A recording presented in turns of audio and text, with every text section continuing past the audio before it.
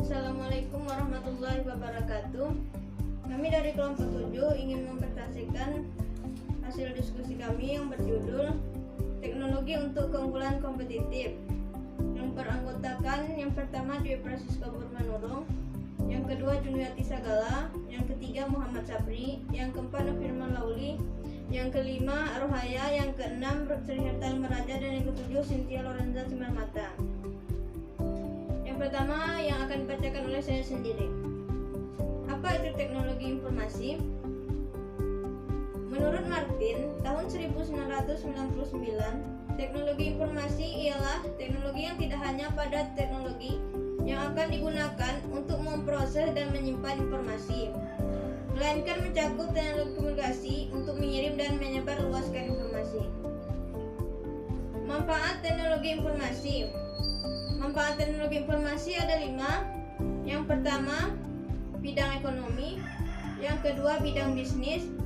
Yang ketiga, bidang perbankan. Yang keempat, bidang pendidikan. Dan yang kelima, bidang kesehatan.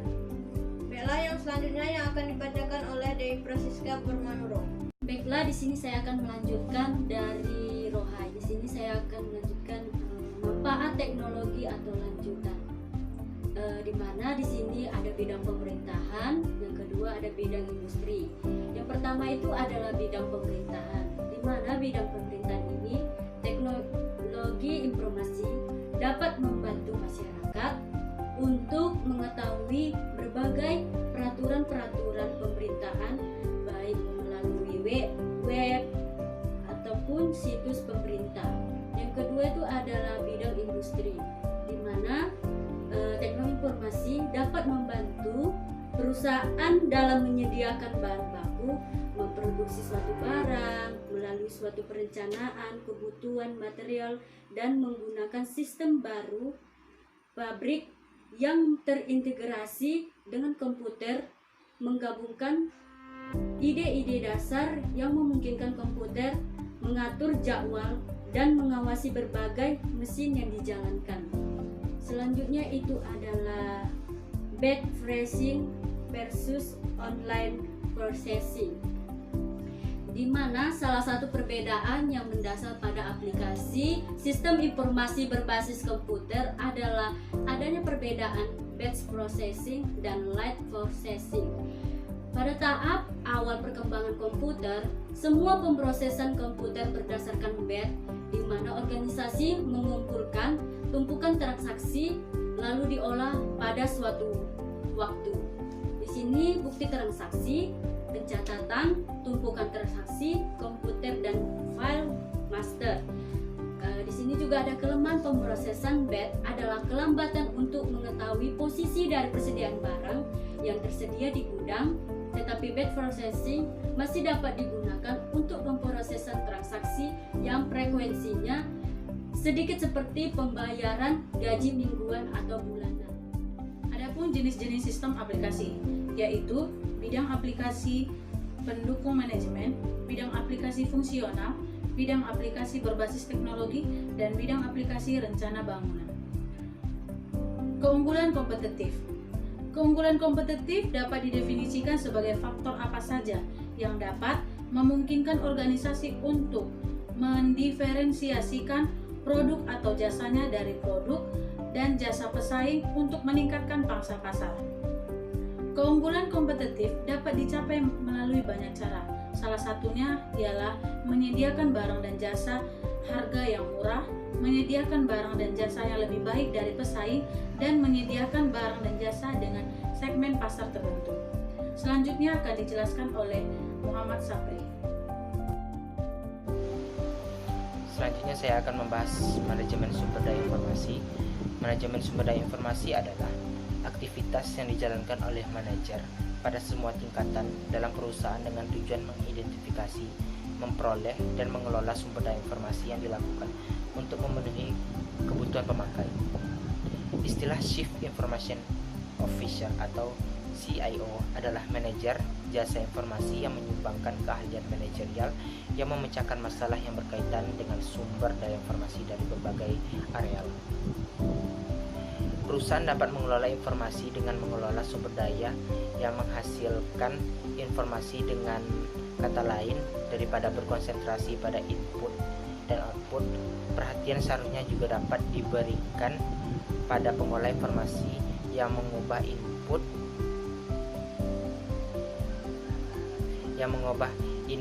menjadi output. Pengolah informasi ini terdiri dari perangkat keras dan perangkat lunak, dan orang-orang yang mengembangkan, mengoperasikan, dan menggunakan sistem serta fasilitas yang menyimpan sumber daya tersebut. Jenis-jenis sumber daya informasi itu ada 7. Yang pertama, perangkat keras atau biasa kita sebut dengan hardware. Yang kedua, ada software atau perangkat lunak. Yang ketiga, ada spesialis informasi. Keempat, pemakai. Kelima, fasilitas. Yang keenam, database. Dan yang ketujuh, informasi. Elemen-elemen manajemen sumber informasi. Yang pertama itu ada kesadaran bahwa keunggulan kompetitif dapat dicapai melalui sumber daya informasi yang unggul. Perusahaan dapat bersaing dengan mengelola arus informasi. Yang kedua itu ada kesadaran bahwa jasa informasi adalah suatu area fungsi utama. Jasa informasi sama-sama pentingnya dengan area fungsional seperti keuangan dan pemasaran. Yang ketiga itu kesadaran bahwa CIO adalah eksekutif puncak yang bertanggung jawab tentang informasi suatu perusahaan. Pemecahan masalah mempengaruhi seluruh operasi perusahaan. Kesadaran ini dengan mengikutsertakan CIO dalam komite eksekutif. Baiklah, di sini saya akan menjelaskan kelanjutan dari elemen-elemen manajemen sumber informasi, dan ada bagian yang tertentu, yaitu perhatian pada sumber daya informasi perusahaan itu tergantung pada perencanaan strategis yang sudah ditetapkan oleh perusahaan.